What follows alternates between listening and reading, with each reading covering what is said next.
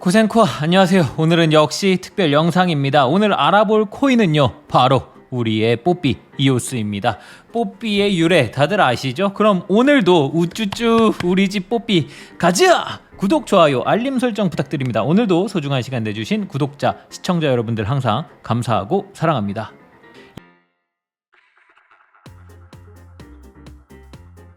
이오스는 17년도 해성같이 등장했죠. 이더리움을 넘어선다는 목표로 항상 그렇듯 이 친구도 이더리움 킬러가 되겠다며 당찬 포부를 밝혔죠. 이더리움 킬러가 되기 위해 스티밋을 개발한 댄 라리머의 주도로 이더리움의 가장 큰 문제인 느린 처리 속도와 변동성이 심했던 수수료를 보완하고자 하였습니다. 초창기에는 블록1이 이오스의 재단으로 등장하여 약 42억 달러를 모금했습니다. 이는 현재까지 모든 코인 투자 ICO 중 역대 최대 규모입니다. 현재는 21년 8월 이즈라 로브라는 사람이 이오스를 방치하고 있는 블록1을 질타하며 네트워크 파운데이션 ENF라는 재단을 설립하였고, 현재는 ENF가 블록1을 퇴출시키고 이오스를 이끌고 있다고 보면 됩니다.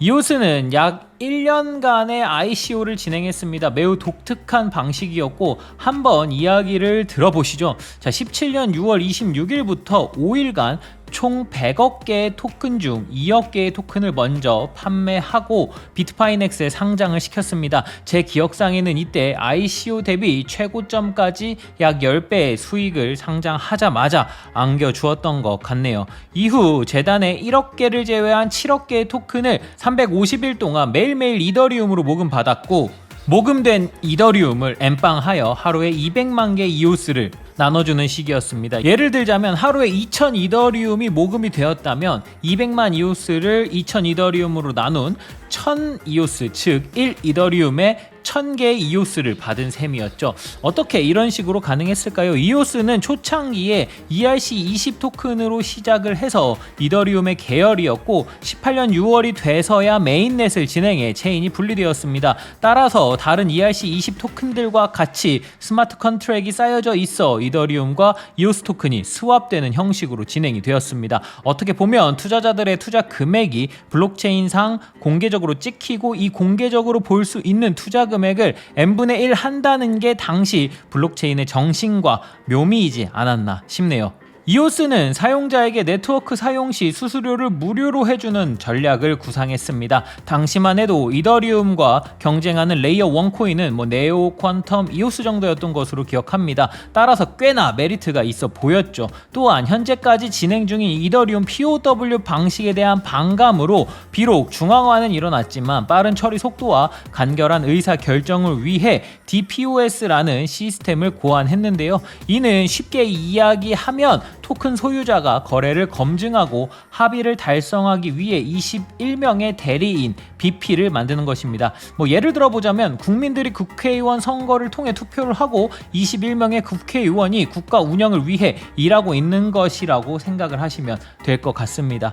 이러한 BP 때문에 이오스는 중국 코인이야 라는 말이 나오게 된 것입니다. 초창기에 중국 BP가 많았기 때문이죠. 한국의 경우에도 초창기에 표철민 대표가 이끄는 체인 파트너스의 이오시스, 국내 게임 업체 네오위즈의 이오서울, 그리고 헥슬란트 등이 있었지만 현재는 이오서울만 2위의 BP로 굳건히 자리 잡고 있고 나머지 BP는 모두 분산되었습니다. 게다가 중국 정부에서 발표하는 블록체인 기술 평가소에 이오스를 매년 1위로 선정해서 더욱더 중국 코인이라고 사람들이 이야기를 하는 것이죠.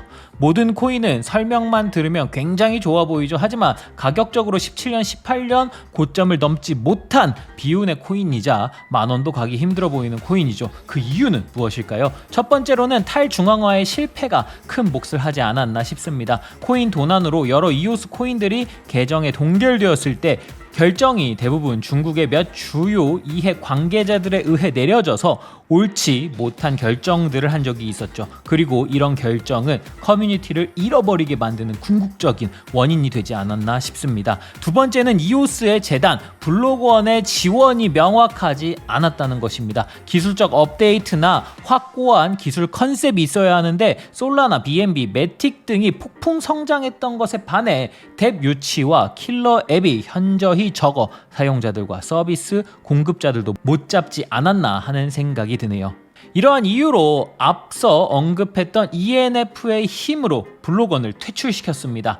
이러한 블록원의 퇴출 배경에는 많은 것들이 있는데요. 과거 크립토 개발자 중에서 이더리움의 비탈릭, 폴카닷의 게빈 우드와 같이 인싸 중 인싸 개발자였던 이오스의 전 CTO 댄 라리머와 이를 따르는 핵심 개발자들이 블록원을 떠났고, 블록원에 머물던 선임 개발자들 또한 다른 암호화폐 거래소인 블리쉬라는 거래소로 이전하게 되면서 개발 인력도 잃었습니다. 그리고 위에서 언급한 사건으로 커뮤니티마저도 잃어버리는 길을 걷게 되었죠. 또한 초당 10만 TPS를 구현하겠다는 블록원은 현재까지도 평균 4,000 TPS, 최대 만에서 4만 TPS까지 밖에 구현하지 못하고 있습니다. 더불어 1000개 이상의 뎁을 확보하겠다는 약속도 지켜지지 못하고 있죠. 현재까지 블록원은 지속적인 개발 관련 삽질을 하였고, 이렇게 개발이 제대로 되지 않으니 이오스 기반의 뎁도 생겨날 수가 없었던 것이죠. 또 뎁이 개발되지 않으니까 당연히 토큰 이코노미가 부재하여 사용자도 스스로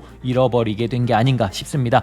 여기에 더불어 현재까지 블록원은 VC 파운드에 10억 달러, 보이스에 1억 5천 달러 등을 투자했지만 사실상 이오스에 도움이 되는 것이 아닌 재단 배부르기만 급급했고, 본인들의 이오스 물량을 판매해 충당한 금액도 꽤나 크기에 이오스 가격에 악영향을 미치지 않았나 생각합니다. 이러한 블록원의 횡보 때문에 21년 12월 8일 홀더들의 다중 서명을 통해 블록원이 받아야 할 토큰 6,700만 개를 배포 중단시키고 블록원 계정의 투표권 또한 제거하게 됩니다. 현재는 ENF를 필두로 이오스는 꾸준하게 성장하고 개발되고 있으며, 다가오는 9월과 10월 사이에는 이더리움과 호환되는 EVM을 출시할 예정이며, 이에 따라 이오스의 채택률 증가와 생태계 다양성을 도모하는 것 같습니다. 이러한 발표 이후 최근 이오스가 반짝 가격이 오르기도 했었죠. 더 나아가 그동안 확보하지 못했던 뎁들과 서비스를 확보해 나가는 모습을 실제로 22년에 다오 프랙탈리를 설립하여 ENF에서 지원하는 모습을 통해 신뢰를 쌓아가고 있다고 보여집니다. 오는 9월 21일 리프 3.1 업그레이드인 사실상 하드포크를 통해 이오스 IO 개발자를 ENF 핵심 개발팀으로 대체한다고 하니 앞으로는 블록원 없이 정말 탈중앙화되고 개발을 열심히 하는 팀으로 거듭날 수 있을지 지켜봐야 할 것 같습니다. 자, 오늘은 여기까지. 뽀삐가 진정한 이오스가 되는 그날까지 코인 생존기는 계속됩니다. 영상 영원히 찍어야 될 수도 있겠죠. 쭉